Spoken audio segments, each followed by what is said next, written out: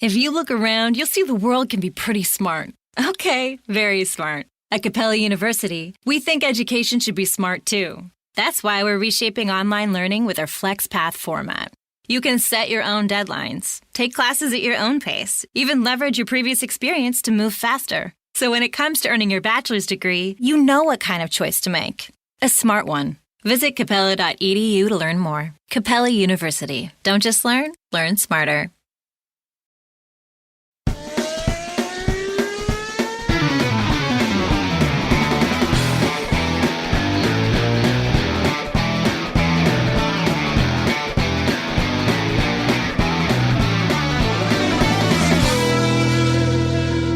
Hey guys, welcome to this week's episode of the Inside Line Formula One podcast. And guys, just like that, the 2019 Formula One season has officially ended. I know, right? Like 21 races, all done and dusted. And we've actually been publishing the Inside Line F1 podcast for 9 full seasons now. Yeah, in fact, Kunal, I should correct you. Not just 9 seasons, but 9 full years.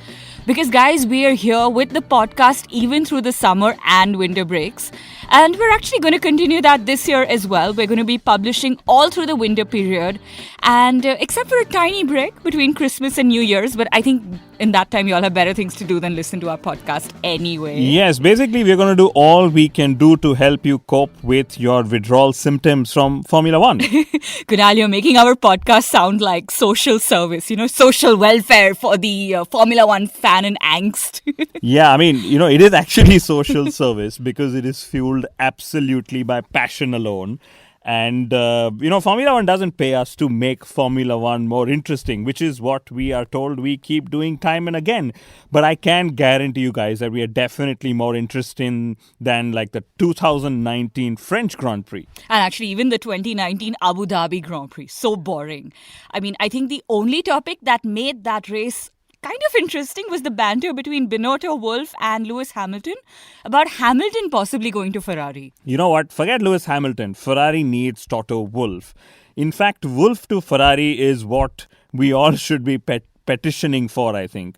And that's also the title of this week's episode, and we will dig a bit deeper on this topic in the next few minutes to come. Awesome, I love it. Yes, and by the way, as you hear this episode, Lewis Hamilton and Valentino Rossi are preparing for their most awaited day of 2019, the day they swap their machines.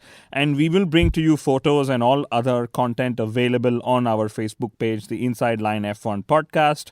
So go ahead and like us on Facebook as well. Yeah, and on this podcast, guys, we're also going to talk about how Formula One is finally waking up to understanding that circuit design is crucial to interesting races. Finally. And Zandvoort is actually leading the way in doing all they can to deliver a blockbuster race. Can't wait. Yes, can you imagine? The love for Max Verstappen will bring more than 100,000 people to the circuit. And hopefully that Formula One doesn't disappoint them because at the moment, everyone just loves saying that, hey, the cars don't allow for close racing. Yeah, but I really like how Zandvoort has literally taken it upon itself to do whatever it takes to make the sport interesting. It's like, why wait till 2021 when we can make Formula One interesting in 2020? We also wonder if Lance Stroll will become a racer for Aston Martin's Works Formula One team. His father is reportedly buying a controlling stake in the British car manufacturer. Oh wait, maybe Aston Martin will literally force Red Bull Racing into giving Lance a race seat because, pressure from the title sponsor can't handle that. And Red Bull have repeated issues with their number 2 driver, as we already know. But I must say, it seems like the Strolls are very serious about their investments in Formula One.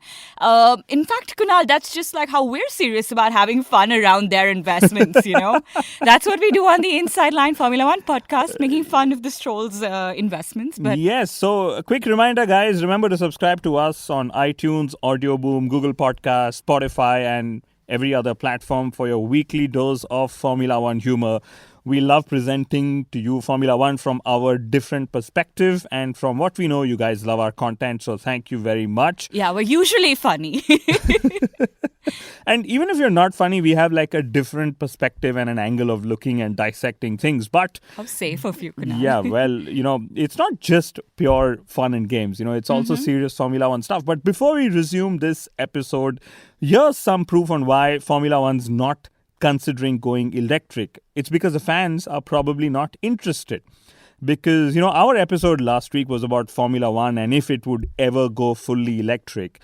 And ironically, it was our slowest episode to hit like 1,000 listens because it usually takes about 6 odd hours to get there. But this one took more than a double amount of time. And that's really ironic because the acceleration is usually faster on electric power, but not in this case.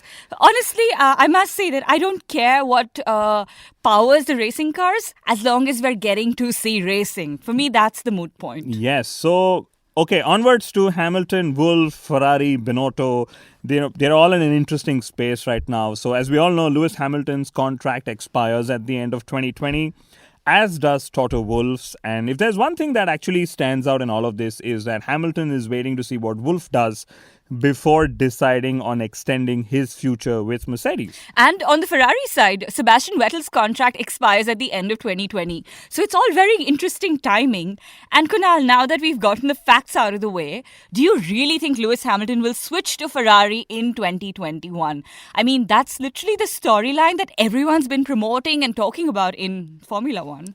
Honestly, in my view, it's great PR, especially great PR in the off-season for the sport, for Hamilton, for Mercedes, and even for Ferrari. Let's remember Ferrari's important, factor in this equation. Yeah, and I must say that after yet another dismal season, Ferrari won't mind some positive PR, right? Even if they have to rely on Hamilton to give them that.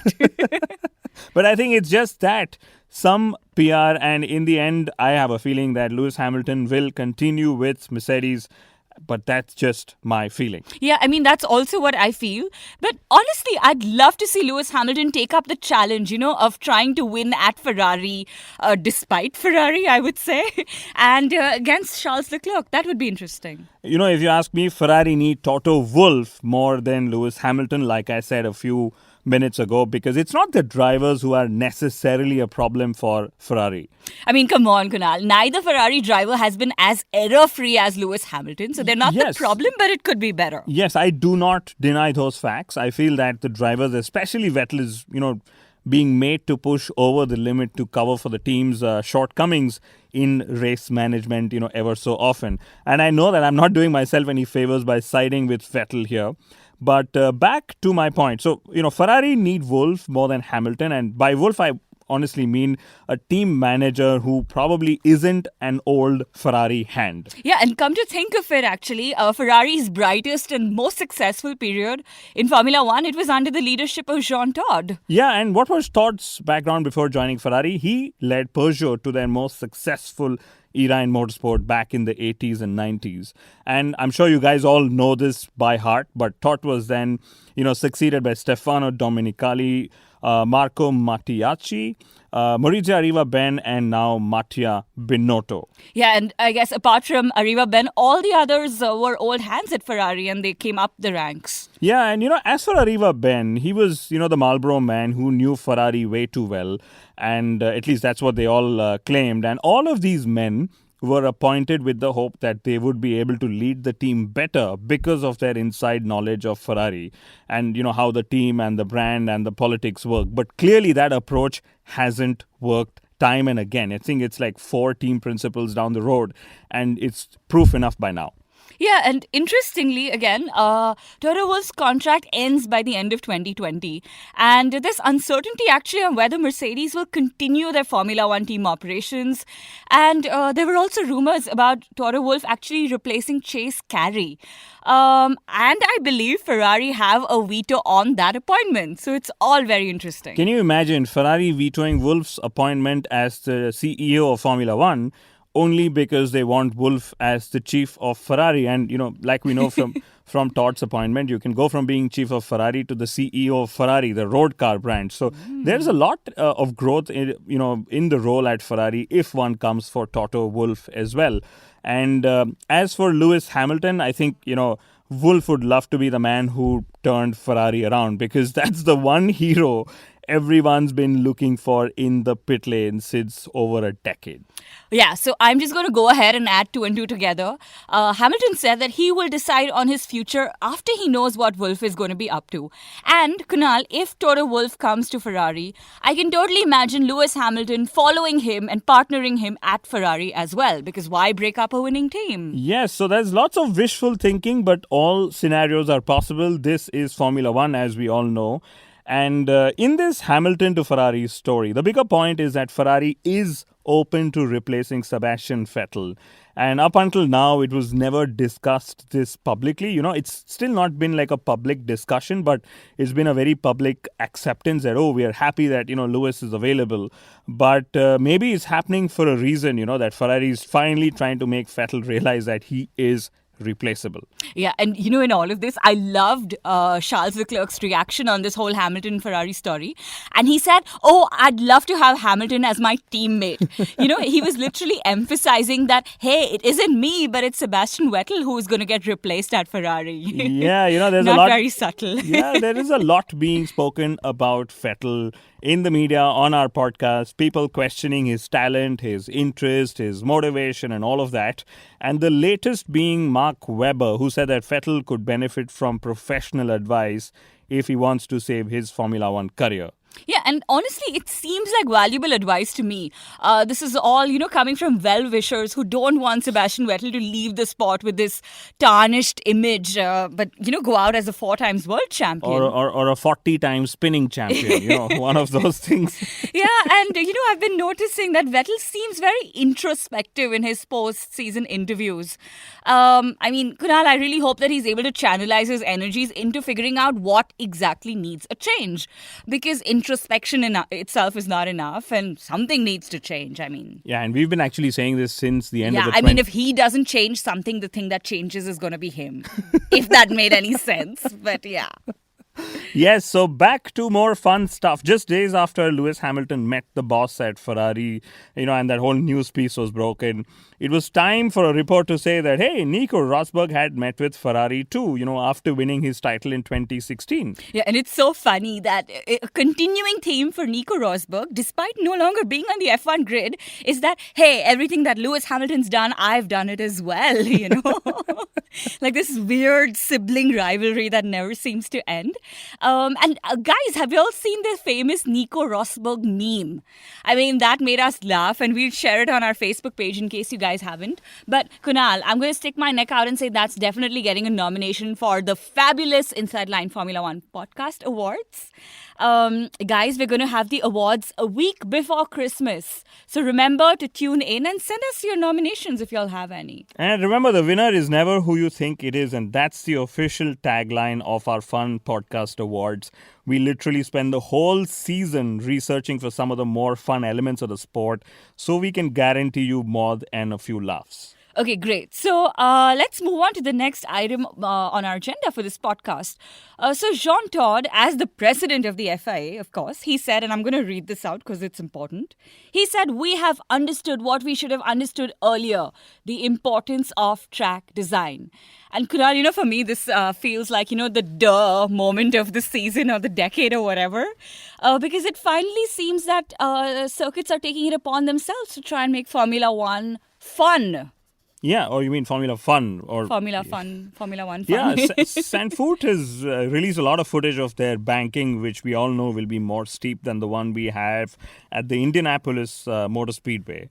Yeah, I can totally imagine Pirelli. They're already sweating, trying to figure out how the hell to build tires that can withstand those loads. But poor for Pirelli. I think Pirelli have a very smart approach. It's like, hey, we're going to be criticized one way or the other. So why bother? Let's just continue doing what we really need to do. Smart lads. Yeah, but back to Zandvoort, I like their approach, towards being a Grand Prix host. They're rebuilding the circuit to introduce all possible elements required for a good motor race, because we spoke about the banking, but that's not all. They've actually reworked on building the shortest pit lane on the calendar to, induce more strategy options in the race itself. Yeah, and I also read about this special tarmac that they're using called the Flying Dutch. And it would apparently allow for lesser marbles and hence just let drivers choose multiple racing lines through corners. and hence obviously more interesting racing. And they know that Max Verstappen is the one driver who has all the different racing lines when he's overtaking people. So maybe this is just to aid, a Verstappen masterclass that people would be paying money to come to see. Yeah, I mean, next it's not year. called the Flying Dutch tarmac for nothing, right? But a lot of this seems like literally next level shit, Kunal. I mean, either the other circuits don't think this way, or if they do, they don't, talk this way and let us know what they're up to. So it's nice to have all this information. I'm now told that even Paul Ricard is considering layout changes. And, here's an interesting fact, if I actually remember it correctly. It was actually Romain Grosjean who suggested long ago that changing track layouts is easier and cheaper than changing the formula of Formula One cars ever so often.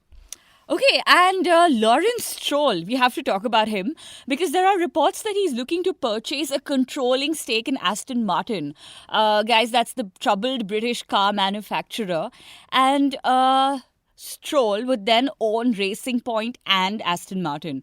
And Kunal, more than all the political benefits of this dual ownership, I can literally only think of all the benefits that Lance Stroll could have in his Formula One career. It's insane. Yeah, he could go from being the one driver who's had the most consistent elimination in Q1 for the last 2 seasons to racing for the works Aston Martin team. Now, can you really imagine that? Yeah, or the Strolls could pressurize Red Bull Racing into having Stroll partner Verstappen from 2021. I mean, who knows, right? The things money can buy.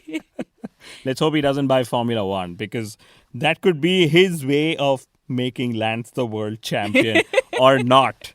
It could be. Yeah, they anyway keep saying in motorsport, the more the money, the faster you go. And the Strolls are absolutely out to prove that point. But, moving on, I have a few points from the last race in Abu Dhabi. First, it was awesome to see the modern Formula One cars race without the DRS. It took us 8 years, but the global DRS failure was very welcome, at least from me. Yeah, Kunal, I'm wondering if that was actually intentional, if there were like this group of hackers who disliked DRS and they were in action. I wonder if you had a role to play in that, because we know you hate the DRS. Yeah, it's like the wretched DRS, as I call it. But no, I didn't have any role to play in that. Or but, so you say.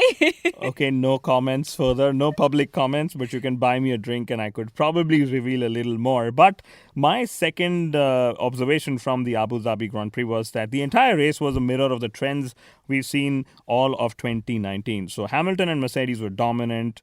Bottas had a bit of bad luck, or a lot of bad luck. He needed 2 Mercedes power units being changed. Max Verstappen was the second fastest in every session that mattered. And Ferrari were making mistakes time and again that they've made throughout the season.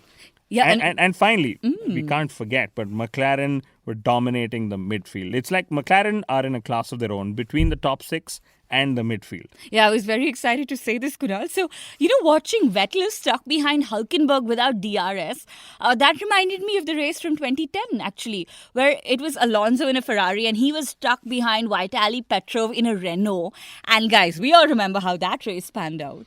Also Ferrari's riches were exposed in Abu Dhabi because they paid about 7,200 euros per litre of extra fuel in Leclerc's car.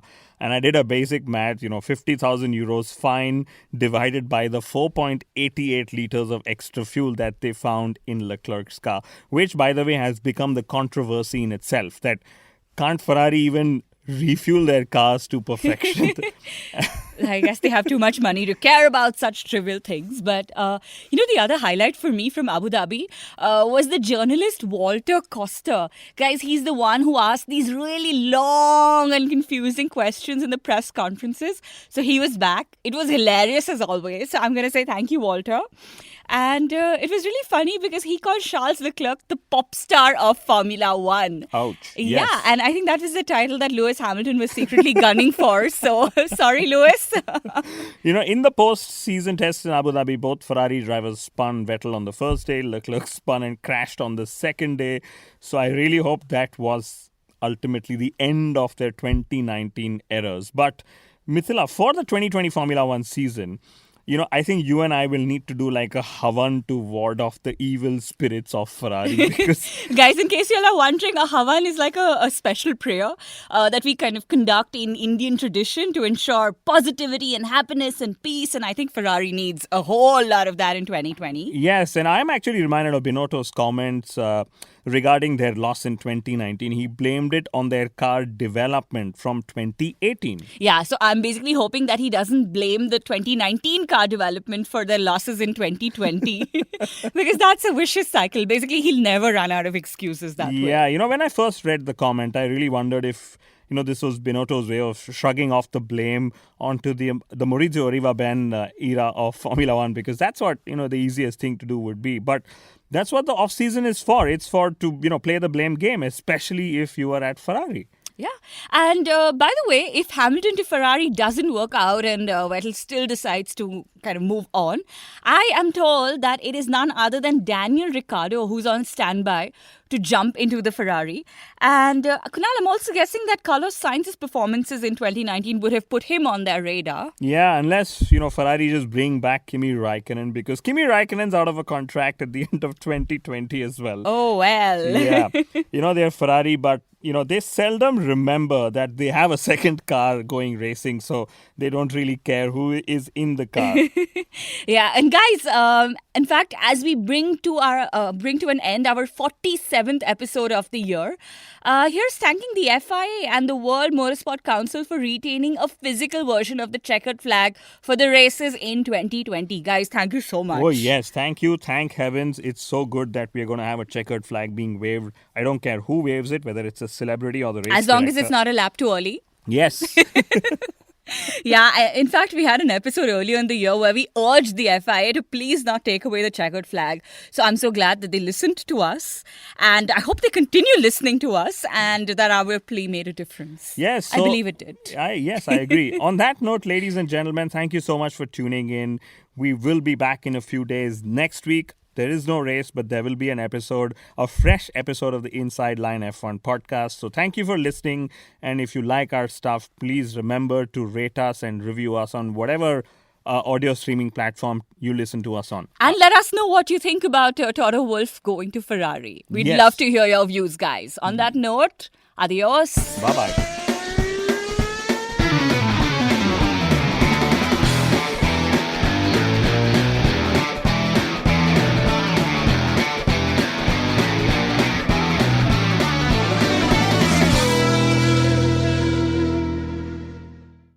I'm Annie Apple, and I'm here to invite you to come and listen to my new podcast series, Raising a Pro. It's the most intimate sports-related conversations you will hear. Each week, we explore the journeys of some of your favorite NFL players through the eyes of those that know them best. From Joe Burrow, DeAndre Hopkins, Myles Garrett, Ezekiel Elliott, Nick and Joey Bosa, just to name a few. With exclusive insights and information, we leave no stone unturned. Subscribe now to Raising a Pro on your favorite podcast app.